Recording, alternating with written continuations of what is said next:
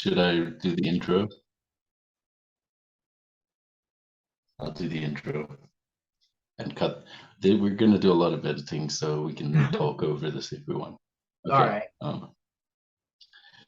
Welcome to Sacred Geometry 101. My name is Instructor Tyron, and joining us today is Instructor Jerome. How's it going, Jerome? Hey guys, how you doing? Glad to be here. Today we're going to be talking about sacred geometry. There's a bunch of interesting topics, and we're going to be having a conversation on sacred geometry. Jarrell's asked me to start at the beginning, and then we're going to be moving to more intermediate or advanced level content. So to start, I'm just going to ask Jarrell a few questions and get an idea, a framework of where we can begin today's lecture. All right. Jerome, is there anything in particular you want to talk about regarding sacred geometry? There's the Platonic solids, there's its connection to the chakras, there's music and frequency, there's certain aspects of quantum physics we can dive into, or we can go into genetics. I know you like genetics. I do. I think we should probably start with the Platonic solids. Like, I think that's so important to cover, and I think it'll be fun. All right. Okay. This is Sacred Geometry 101. We're going to begin with the Platonic solids.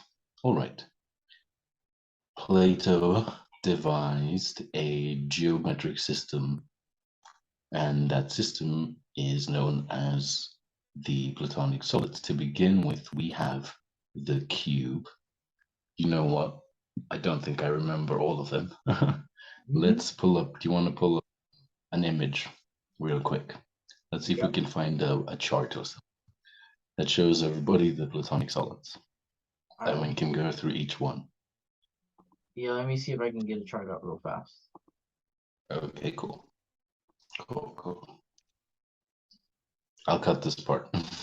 Any part where we're not talking, I'll just edit out. So it'll be like really quick in terms of like watching it. So awesome. Yeah.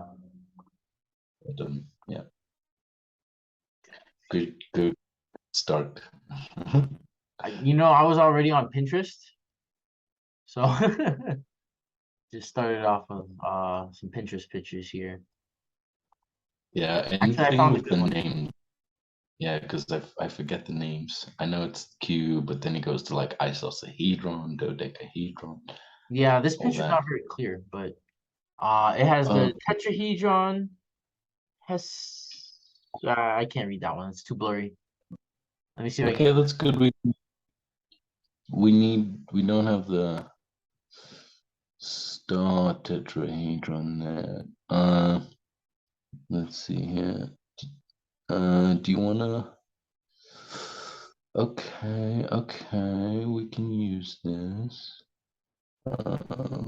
Oh, here you go. You got your star tetrahedron in here. The great isahedron.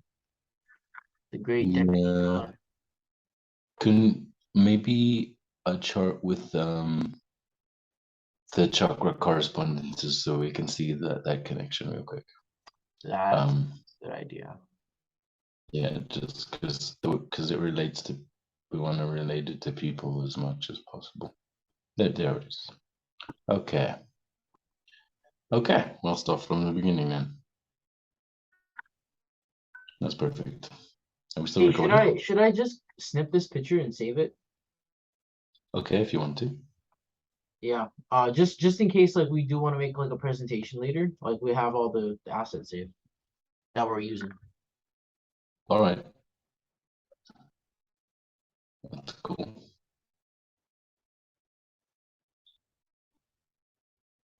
It only takes but a second. Take as much time as you need to. This is what we're here for. Oh my gosh, that's really cool. Well, it's my secondary job. Sorry, buddy. That's why we gotta do editing. Yes, we can. Yeah. This is why you're the professional one. Yeah, no worries. Feel free to curse if you want to. We can beep, but try not I'm to. gonna put it in Tyron's garage. You have a folder Oh, of my cool. desktop. Nice. That's awesome. All right. Now I can Hmm. clip stuff real quick and save it because I made the file path. So All right. Okay. So I'm just gonna jump right back into it. Yes, Jarrell's found an awesome picture here on Pinterest just to show how available and accessible this information is in the event that you're interested in sacred geometry.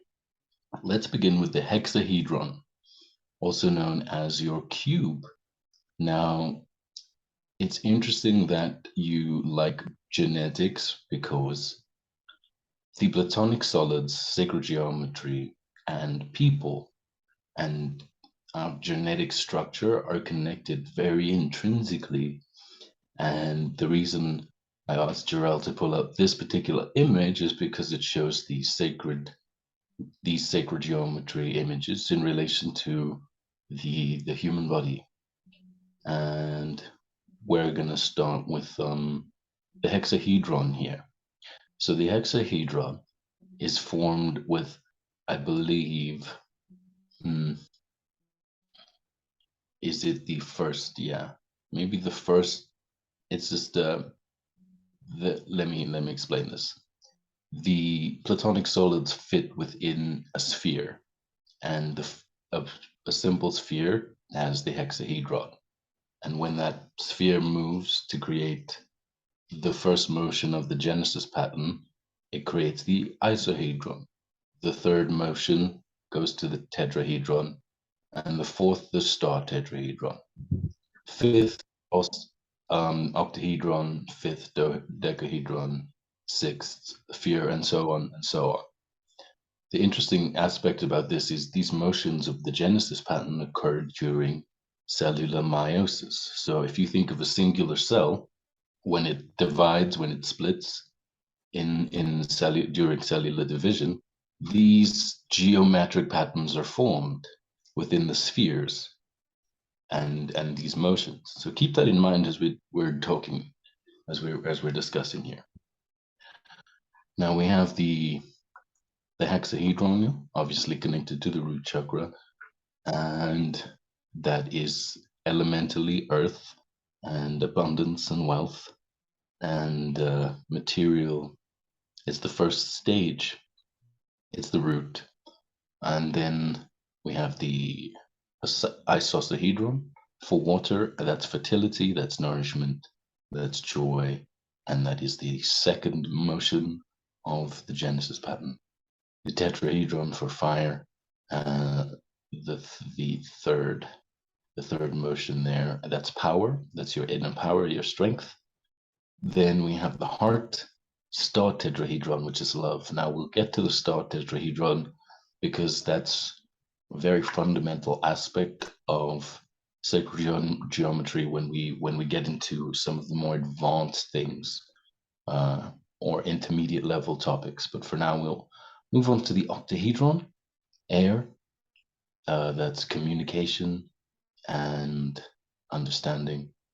And then the third eye, dodecahedron, that's your intuition, that's the ether, and then the crown chakra, light, the sphere. So what we're gonna discuss here is three specific chakras: the root chakra, the heart chakra, and the crown chakra. In terms of sacred geometry, the hexahedron, the star tetrahedron, and the sphere.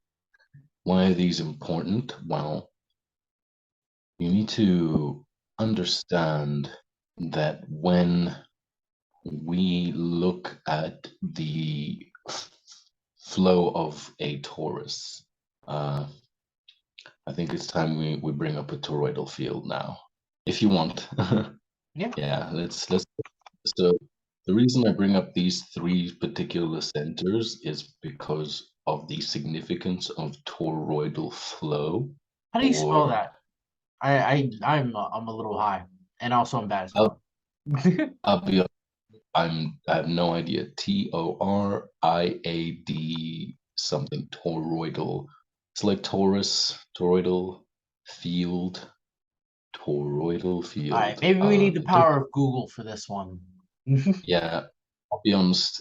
Every time I type it out, every time, as much as I think I know how to spell this word, I there it is. I was really close. There we go. So if we just go on over to Google Images there, and that first one shows the toroidal field coming out of the heart center. Yeah, they all seem to show that one. All right.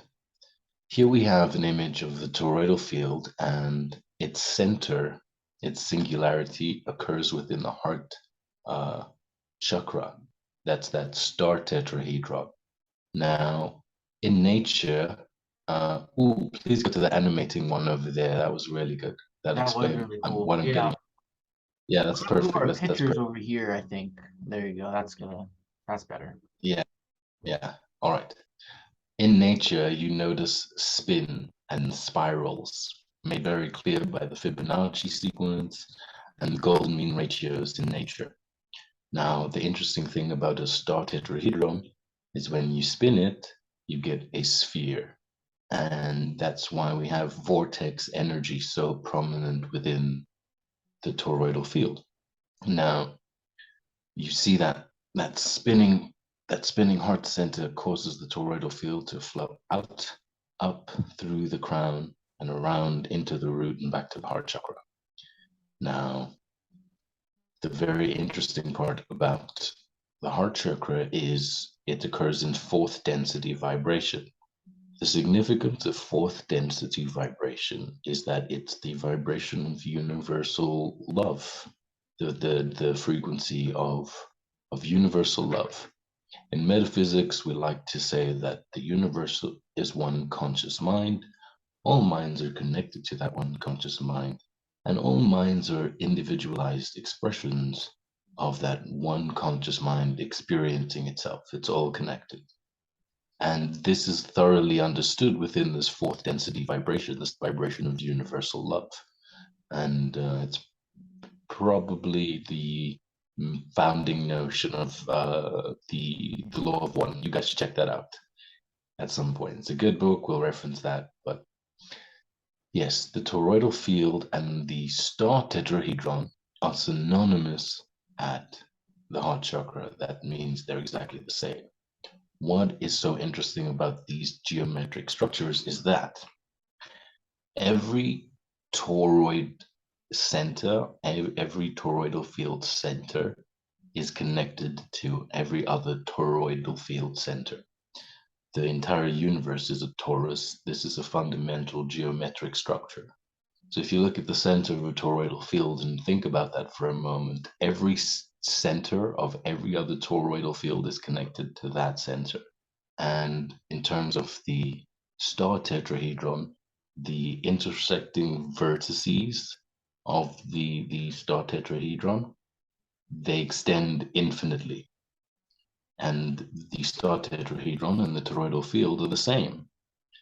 Nikola Tesla made the quote that the universe makes sense when you think of in terms of frequency and vibration, and this is exactly what I'm talking about. And it's how we can start to comprehend photons moving faster than the speed of light and quantum entanglement and certain things like that. Now, the crown chakra, it's all a sphere. You saw in that picture, it's light. The very interesting thing about that is it is the synergy of thought and emotion. What the Syrians understand about for those of you who don't know, Syrians are fourth dimensional light beings. Syrians understand that that the synergy, for those, again, synergy is when something is greater than the sum of its parts. The synergy of thought and feeling is light. So the Syrians have a very intimate understanding of the notion that the universe is composed of light, and they use this understanding to do incredibly miraculous things, being fourth density, higher vibrational light beings. And we as human beings are fortunate enough to find ourselves in a fourth density vibration, which means, especially for people who are aware of this or practice it daily, it means that there is a greater instance of manifestation of people's desires from the subconscious or astral dimension into the physical dimension, and sometimes even deeper, like from the collective consciousness or archetypal realm into the physical realm. I'm seeing so many things, and obviously we see people interacting with this 0 point energy, coming to that center within themselves and having genuine transformative mystical experiences. And that's when we start to see the relevance of the Platonic solids. Now, do you have any questions? We'll go from there. I'm just gonna try to summarize what you said in like layman's terms. So like I guess the first one, starting with the root, that's the basic, that's the earth, that's the carbon, that's the square, the basic building block of our matter. And then it goes up from there to the higher levels as the, I guess, like as the vibrations go up, it like the shape almost changes, as if like I said, in my head I saw the cells in meiosis like separating, and so instead I just saw like a cube kind of doing it. And like if a cube were to have meiosis, like that's what it would look like. It would be these shapes.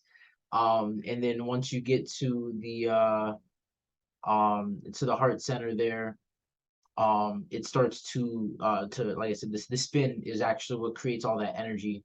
And the energy, like the reason why it's spinning is because the polarities being recognized as the one thing, and that's the reason why there's that synergy, and that the sum of the parts, uh you were saying, is the synergy of thought and feeling is light. And I thought that was actually really profound, because I don't know. I haven't had a definition for really what light was for a while, so that actually really helped me.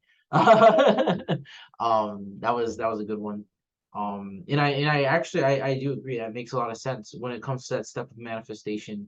When you're putting your thoughts, when it's just in thought mode, like I mean, I have a million thoughts a day, but it's not until there's a feeling within me, or a resonance that causes me to move. That's what brings that light, or that generation, or that object, that future into reality, pushing that thing forward. So that makes sense to me, because I feel like you have the thought, and your brain is that thing that's bringing in thoughts, and it's kind of like a receiver. There you go, that's what I'm looking for, is the receiver. So you receive a thought, and if that thought strikes a feeling, then that feeling reverberates into you, and it makes a vibration, and that vibration leads you along this path that leads you to the light, which the light can be information, or the next thing that's been manifested. And so that kind of talks about, to me, it just explains like the trail that you take when it comes to I don't know, like moving through your own manifestations of thought in light. What do you is that accurate, or like did I put anything together that doesn't need to be together? Uh, I feel like the way you've interpreted this information is completely accurate. Mm-hmm. And yes. Now you've touched on something very interesting for those of you who are familiar with the work of Dr. Jerry Allen Johnson.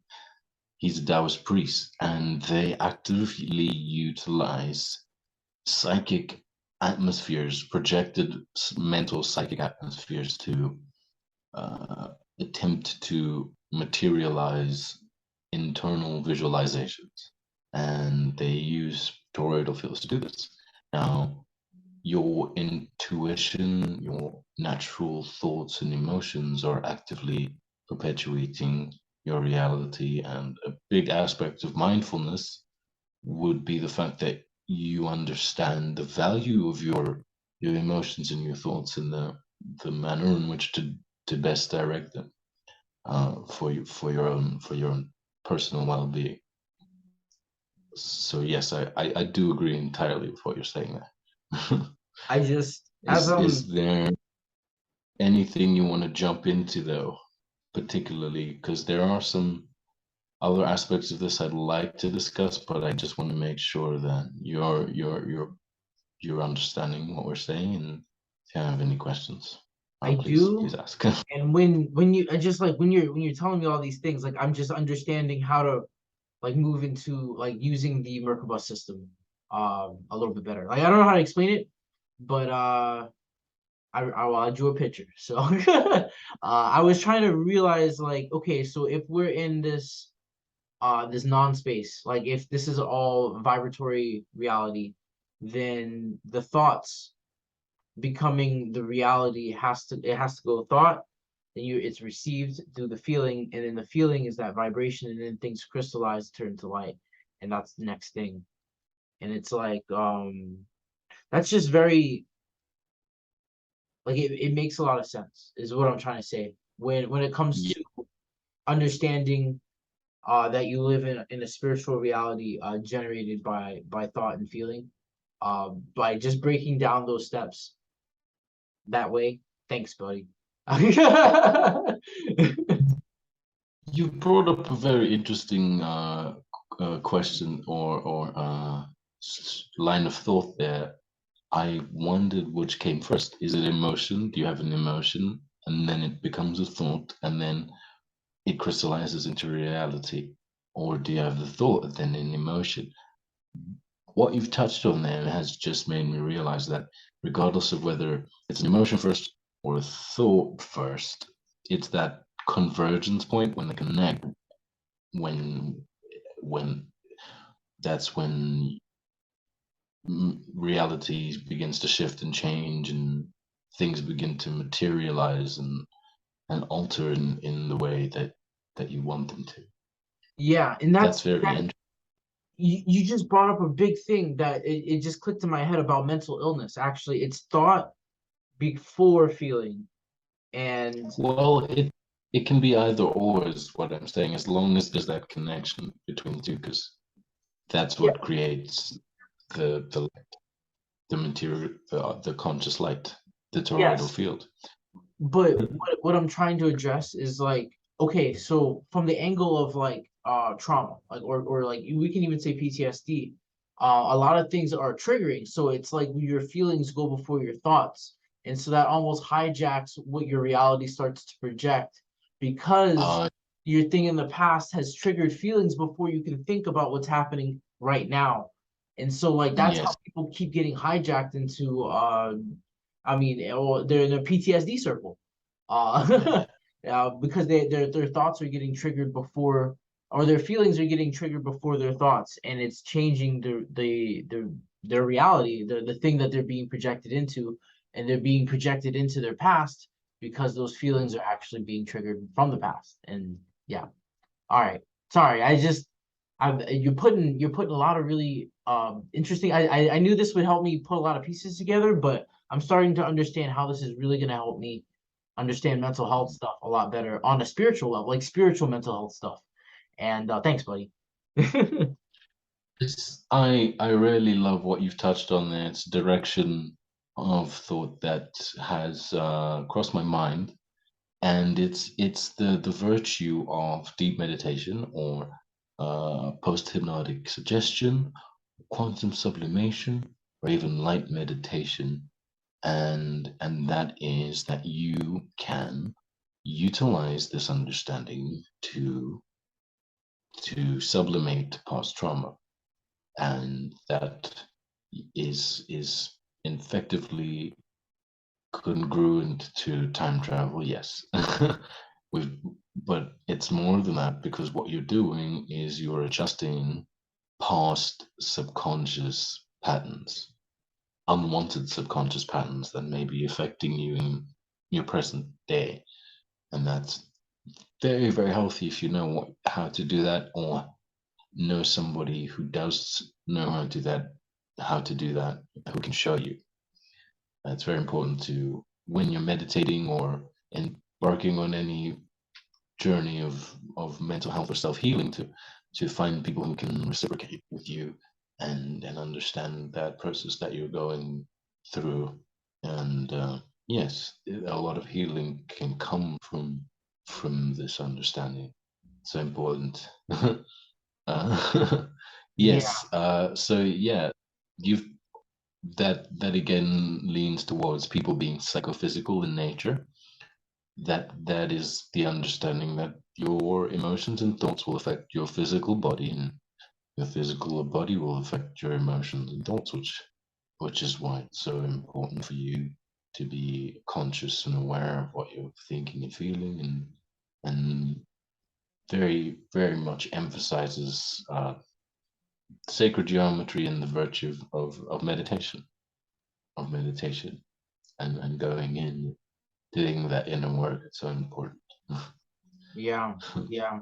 But it just sometimes, and this is just for the audience, like for me, how I experience it when I'm going, like when my body starts to supplement like past traumas. It's like you'll see it. Like if you would say that everything you are seeing and experiencing as the web or the net of your reality, you'll see that pattern almost like when you're playing with your cat under the covers. Like you see the pattern under the covers of all the things, and so of all the pattern of your life. I don't know if I'm explaining it very well, but I've definitely seen it. Like it's like I said, it like moves through people. It moves through the substance of your life, and if you are attuned, like if you're aware that these patterns will repeat, so you can release them, or I mean, yeah, to supplement them. If you're aware that these are happening, like I mean, you could do a lot of work, but also it could be a little jarring because like sometimes when you see things, you're just like, oh my god, I'm seeing it, and like when you know you're seeing it, it's kind of like it's weird. Like I don't know how else to put it, but it feels strange. But I definitely feel as if like the more I've gotten in tune with my spiritual self and understanding of this type of thinking, the more I've experienced these patterns like rippling through my life. But I noticed that because I can handle them, or because I'm aware that they're happening in a I guess you could almost call it a psychophysical nature. Like it's not happening like as a direct marionette. Like my people aren't just patterning out themselves or anything like that. Like I'm not just experiencing it exactly. But because I'm feeling it, because I'm thinking of it, and like when I'm seeing it, like the past is getting triggered by my thoughts, that I'm able to deal with it while still being in a different situation, if that makes any sense. And so it's almost like being mindful that you're going through the past and not letting it also overtake the new thing, which is now, if that makes any sense. Yeah, that's what sublimation does. It gets you to a state of mind where you can let go and dissolve away that trauma. And it's been a very intuitive process. There's a lot of trust. And some people find letting go into that a little bit tricky, which is why having this sort of information available can be very useful for anyone seeking to have that kind of experience. Because once you do that, you can be present and you can be in the moment, and you can make new positive subconscious patterns. You can change, and you can develop, and you can grow in harmony with the universe. Yeah, that It's makes a all lot of about sense. that yeah, that personal harmonic resonance. All right, now we're gonna stay on topic here because this is a sacred geometry section here. So Mm-hmm. we discussed the all right. We discussed, what did we discuss? We discussed the platonic solids. All Yep. right, I'm gonna go to a new platonic solid. We're gonna go into some fundamental, deeper, more intermediate aspects of sacred geometry now. Are you ready? Yes. Okay. All right. As I said, all right. Okay. The vector equilibrium and the cube octahedron. Take two. This is a take two. The vector equilibrium and the cube octahedron. All right. As we said before, the star tetrahedron and the toroidal field are synonymous, which means they're the same. Now, we're going to be talking about the vector equilibrium and the cube octahedron and how it can be utilized to confirm the existence of higher vibrational light beings, the multiverse, and this fundamental notion of our claim that the universe is composed of conscious light. Let's begin. First of all, we need direction. Now, remember that first motion of the Genesis pattern, that first sphere, just consciousness in the void. It needs to move. How does it move? How does it get to that point where it finds self-awareness or can comprehend universal love? How does it get to that fourth density vibration? Remember, we talked about the significance of fourth density vibration at the heart chakra and how it allows one to comprehend that the universe is one conscious mind and that that's all connected and that it's all an individualized expression of itself. It's experiencing itself. Anyway, let's get into the vector equilibrium. It needs direction.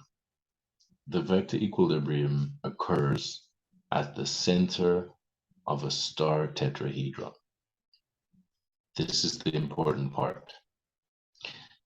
This is the moment in which we have consciousness and self-awareness. When you look at a toroidal field, it has the self-referencing property. Why is that important? When something has a self-referencing property, it is indicative of consciousness or awareness. Anything in the world with a toroidal field is alive and breathing. It's part of nature. When you see a toroidal field, it means consciousness. It means it's alive. And the vector equilibrium occurs at the center of the star tetrahedron, which is the point at which we have harmony with the universe and intuitive extrasensory perception, which means you are in synthesis with cosmic consciousness within yourself.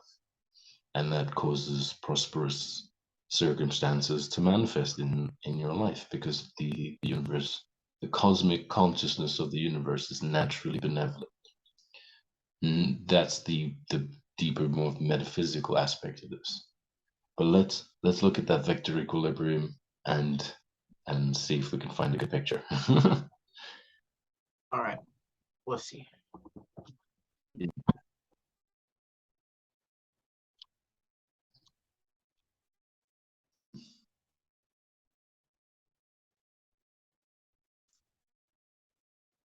Vector equilibrium. Oh, There this it is cool is. looking. Yeah, let's pick the transparent one. I think is the one we're looking for. Any transparent one is good. All right, so the vector equilibrium is also known as, I believe, the 12 and the 1. So if you look at the outside vertices, there are 12. Let me just count real quick. 1, 2, 3, 4, 5, 6, 7, 8, 9, 10, 11, 12. Yeah. So the outside points are 12 and the center is 1. That's the 12 and the 1. The seed of life is the I believe it's the 6 and the 1. So it's like, think of these little points, think of them as the center of little circles in that little cellular meiosis ball. Can you picture that? Yes. Mm-hmm. Okay. So these little balls are each creating a little sphere, and the center one is kind of a sphere created by the void space of those spheres. Mm-hmm. How cool is that? Yeah, And that's fucking dope. isn't it amazing? And the next one is, I believe, the 32 in the one, which is like 33. But yeah, we'll get into that. It's basically, anyway, this geometry. What's important about this geometry is it occurs at the heart chakra, at the center of the star tetrahedron. And I'll explain that in a bit, exactly how that happens. Um, but this is basically like the masculine version of toroidal flow. Um, there's a picture right there where you can see the toroidal field and the vector equilibrium together. Yeah, so the toroidal field's kind of like the feminine sphere, and then the star tetrahedron, or the flow of the toroid, can be illustrated using the vector equilibrium. Do you see that? I can indeed. That is awesome. Yeah, so that little center there with the spiral, you see that in the galaxy and like the formation of the universe. And what's important about that is it has direction. The If you think of that center point there, look at that center point and look at the lines coming out of that center point. See how they go in every single direction. That is important because that that point right there illustrates the vibration of harmony with the universe. That's the point in which you can connect to eternity and be in that flow state, as it's called. Now, this is the only first. Oh God, take two. This is the first octave of the vector equilibrium, or cube octahedron as it's called. If we go to the Vitruvian Man, let's go to the Vitruvian Man real quick.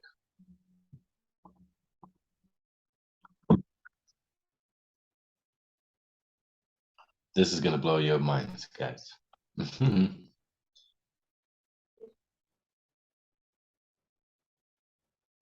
Okay, so here we have the Vitruvian Man, and basically the vector equilibrium, which is at the center of the star tetrahedron, conveys a person or being whose proportions or nature or state of mind is in harmony with the universe, and they're vibrating at a frequency where you have the circle and the square kind of overlapping like that. So that is that fourth density vibration. That is that universal love vibration. When that circle and square overlap, when the divine and the feminine consciousness synergize, and it's the synergy of the divine masculine, feminine, and child.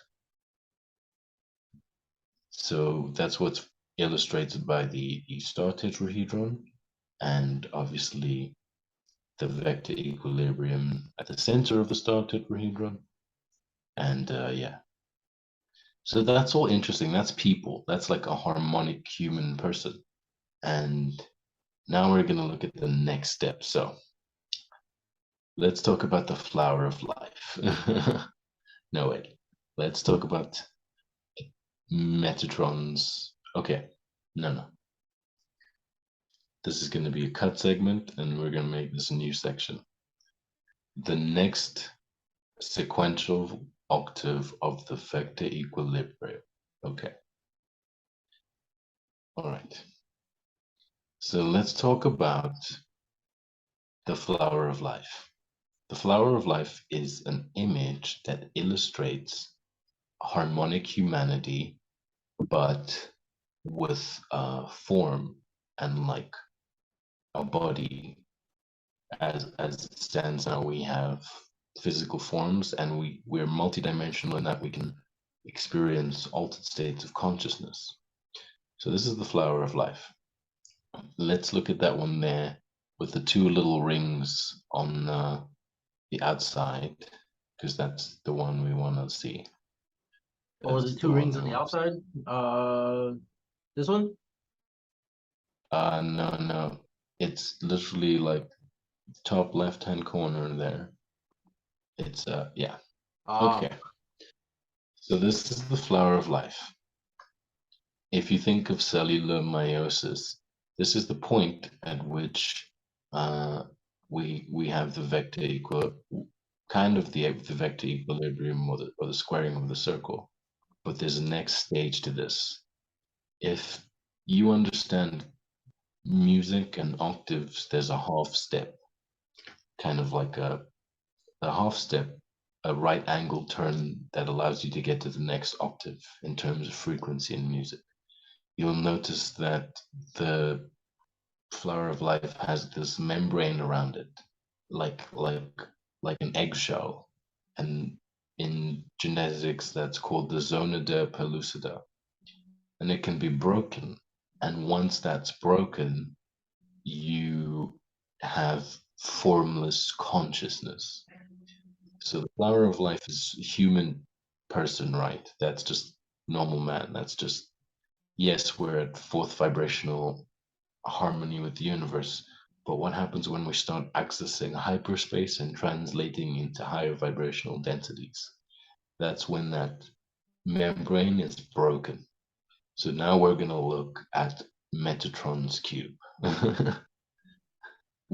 Okay, first let's look at that little picture there with all those little images over there.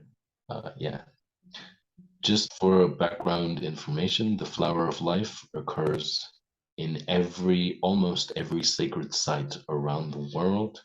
The Nakal Brotherhood of Atlantis made sure that it would be deeply integrated into the collective consciousness of humanity. There we have it in the Forbidden Temple outside of China. There's one in the Seti Temple in Abydos, and it basically illustrates that planet Earth is also very much alive because it has a toroidal field. And this is that sort of way line grid of the planet and also the proportions of humanity. But we're gonna move on to what happens when we translate into a new dimension. So if this is the proportion of a person, what's that higher vibrational state? Let's look at Metatron's cube. Real quick. And we're just about coming to a conclusion here, you guys. I know I'm saying a lot here. Right, this is Metatron's cube. Now, if you look at that center piece right there, that is our vector equilibrium. And the outer sort of ring, that's the next octave of the vector equilibrium. So if the Vitruvian man, sort of that center circle, formless consciousness, angels, light beings, the next vibration is that outer circle. Do you see that? mm-hmm. Yes. It breaks that membrane. That's what Mesotron's cube does. Yeah. And it's because the vector equilibrium can move in every direction like that. And it's fundamentally at the heart chakra, at the point, at the center of, how do I say this? So the vector equilibrium is formed at the center of a star tetrahedron, because when you merge two isotropic vector matrices, you get a vector equilibrium. And when you spin that, you get a toroidal field. So that's just really, really crazy sacred geometry talk for explaining that we're all connected and that there's much more to life than would seem.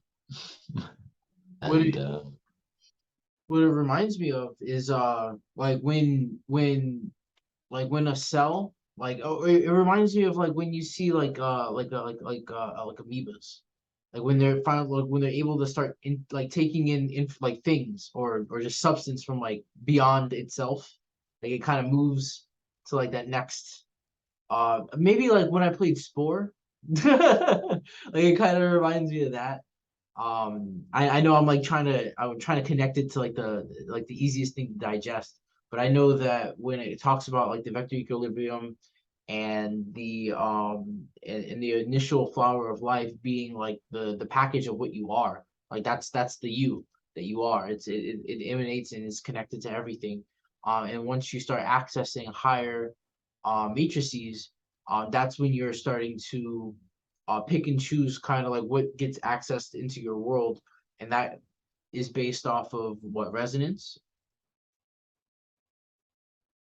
Well, that's your personal harmonic resonance, and how how s- how how how deeply synthesized you are with cosmic consciousness with it. This is a very interesting topic you brought up. We're gonna take a pause here and talk about ego death for a few seconds. Let's do it.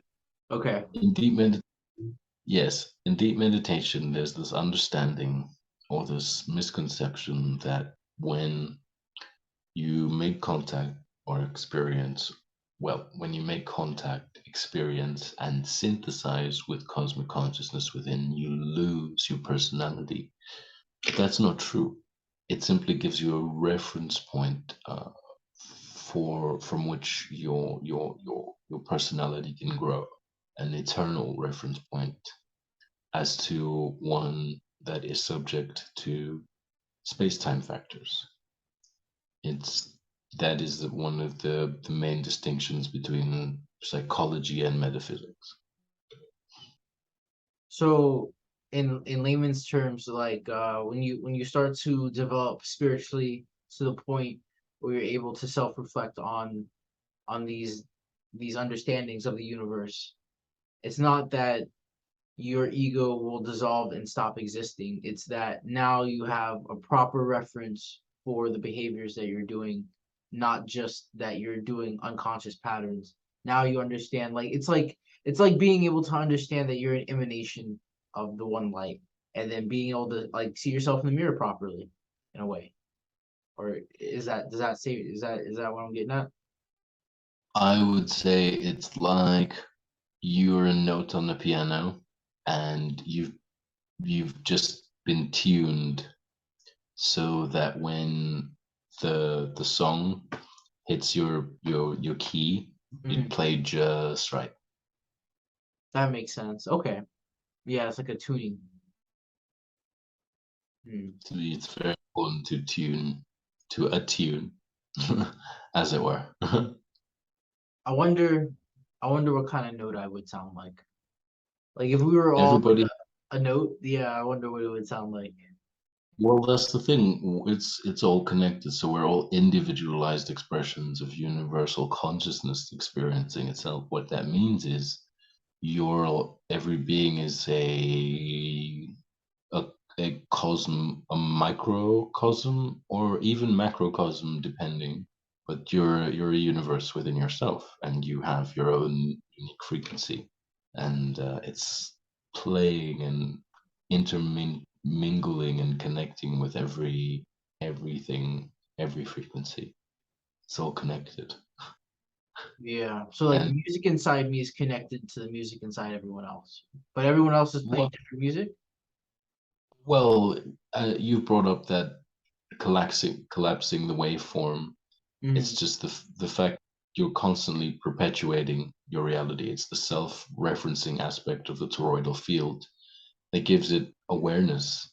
It's that little center, initial singularity making this entire universe and then living in it and experiencing it. That makes sense. Well, beautiful. Yeah, isn't that amazing? But the point is that when you choose, and that choice is very empowering because then You can decide what to allow and perpetuate in your reality, and that refines your experience, and not only causes prosperity to manifest in your life, but in the lives of those of those individuals that you care for the most, those people that you love. It becomes a collaborative process at that point, which is something I believe we're experiencing right now. Yeah, yeah. So it's like it's almost like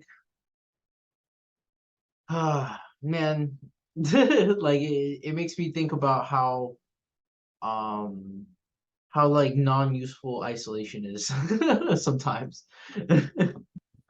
Well, the nature of life is that it's integrated. Yeah. It's a big part of it, yeah. Or it's the fact that you have to sort of, when you reach a certain point in your development, there you the information has to be shared with those other with others, so that they can grow and learn, so that you can grow and learn, so you can all do it together. And then that's when it becomes a more of a collective effort instead of an individual one. Okay. So it starts However, off as individual first because you're growing. well, usually it's quite personal, yes. The process of enlightenment or in insight or self-discovery is always going to be personal and very unique to the person who decides to embark on that journey. But when they have that transformative experience and connect to the harmonious aspect of nature or the universe in the way that we've discussed and established is very possible, uh, then it's having connection and a reference point, and an understanding, and the energy, the creative energy to grow and develop in harmony with your reason for being, whatever that may be, your personal reason for incarnating in this dimension of experience. Awesome. Well put, man. Well put. Yeah. All right, that's Metatron's cube and the significance of the vector equilibrium and its next sequential octave. It explains the existence of formless consciousness and light beings. And now I think we should talk about different dimensions. This the different dimensions of experience, because what this validates is that there's a direct parallel between the physical realm and the conscious mind, the astral dimension, or if well, the etheric and astral dimension and the subconscious mind, and like archetypal realms and the collective consciousness, and obviously spiritual realm with the cosmic consciousness. And that's a very brief sort of Jungian way to put it, but when you really start to look in depth at this, you realize that there's so much more happening in the universe, and you as an individualized expression of the universe have agency and voice, and you can you can create and alter and impact and be a part of a really multidimensional, some would say intergalactic community, if you choose to be aware of it, if you genuinely choose to. And the things that that can bring into your life beyond just wonder and whimsy and magic is real and sustainable and tangible, which is incredible to see. And you have only but to employ this understanding in your life to validate what we're saying here today. Well put. How long have we been recording? I just want to see real quickly what our time is like. I don't know. Let me see. Just want to, because we're covering a lot here. I don't want Yeah. to go too far. This is deep stuff, though, really deep stuff. Oh yeah, this is like my brain is like enjoying all of this. All right, we've been recording for a little bit, so we're gonna do the wrap up and review. Chicka chicka chicka. Right. Yes, that works. All right, man. Any questions? Anything you want to discuss? Get into? Uh, I feel like a lot of my questions were answered like through the lecture itself. I guess like the biggest like aha moment, I guess, was definitely in the beginning when we talked about the like thought, feeling, and light. That was a big one. But more so than that, understanding the properties of the flower of life and how that individual process of understanding the material that's within you, and then once you're able to process that and extend beyond it, then you're able to in a sense, connect on a higher level to the environment around you.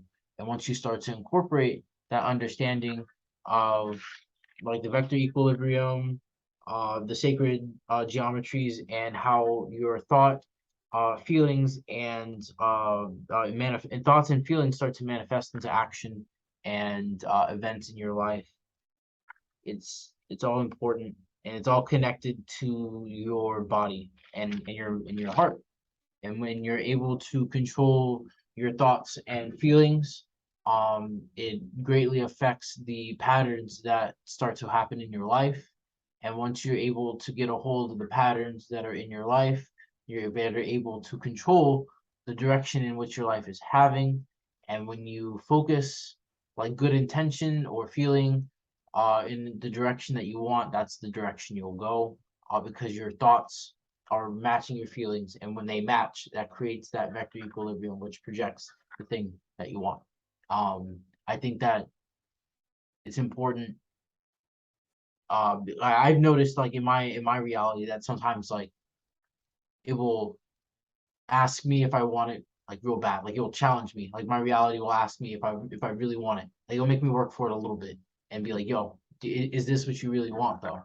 And usually when you confirm that by like proper action or your thoughts, like I said, your thoughts meeting those feelings of like, yes, I do want this, and then you put it into action, which is meeting that light, walking that path, or getting that information or having that experience of wanting and going towards it.